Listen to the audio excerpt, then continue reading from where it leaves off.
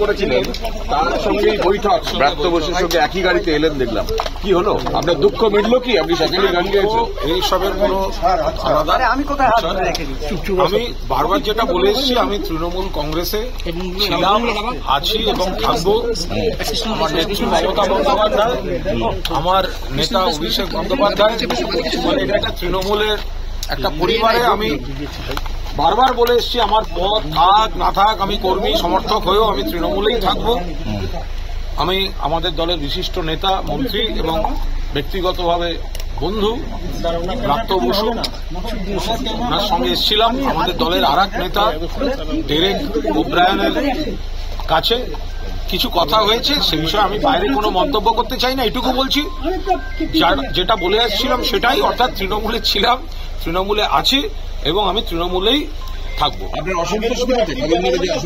বাকি কোনো কথার আমি এখন উত্তর দেবো না, কারণ একটা দল আমাদের কিছু কথা আলোচনা, যেগুলো যাই হোক সেটা একটা আলোচনার বিষয়, কিন্তু আমি তৃণমূলে ছিলাম, আছি, থাকবো। দলের মুখপাত্র হিসেবে কি দেখা যাবে আপনাকে?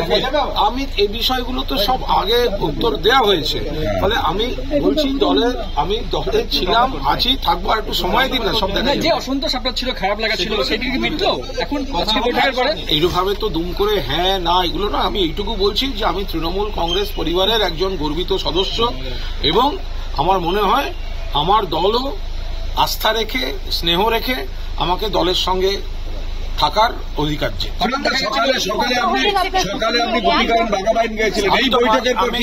আমি মাঝে মাঝে বিভিন্ন ধরনের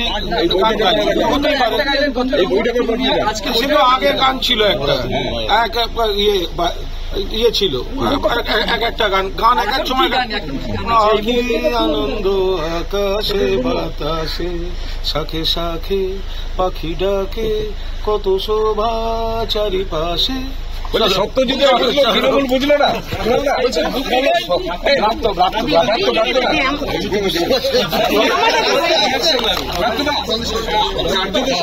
যে আপনি দূত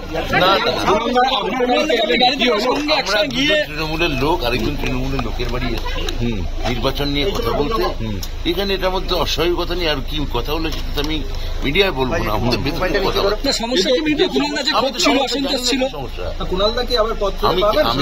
আমি এসব শুনুন, আমার যদি আপনাদের কথা যদি ঠিক হয়, তাহলে আমার গায়ে যদি কোনো একটা অস্ত্রোপচার হয় বা যদি লিউকোপ্লাস লাগানো হয়, লাগানোর সঙ্গে সঙ্গে আপনারা বলছেন যে কখন ছাড়বে, তো টাইম দিন না। দেখুন, ক্ষত কি খুব গভীর ছিল তার মানে?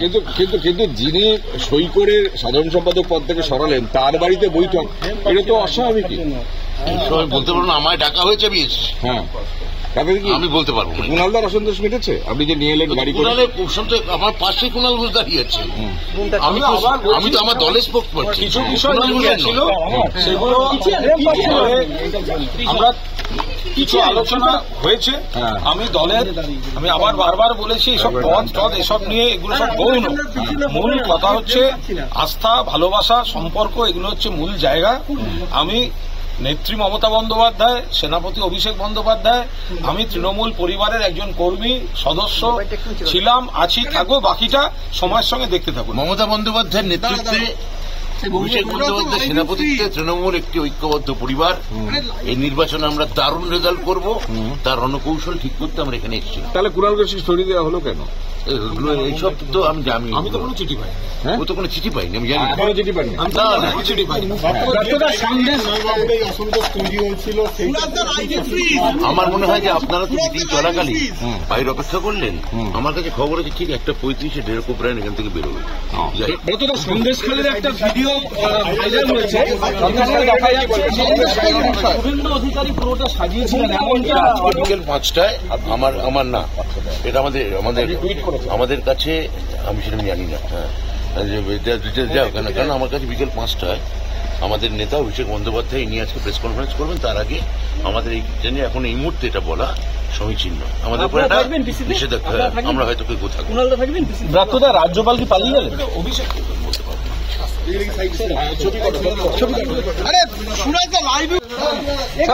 ছবি এখন এসো না।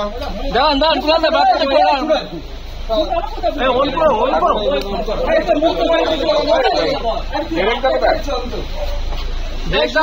অডিও আছে দেখো ছয় পাচ্ছিস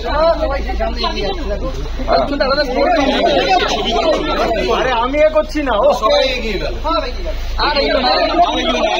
আমি এ করছি অর্থাৎ ব্রাত্য বসু দেখো প্রকাশ্যে বিষয়ে মন্তব্য না করলেও আমরা দেখতে পেলাম যে ব্রাত্য বসু গাড়ি করে আজকের এই বৈঠক ইতিবাচক হয়েছে। কুণালদা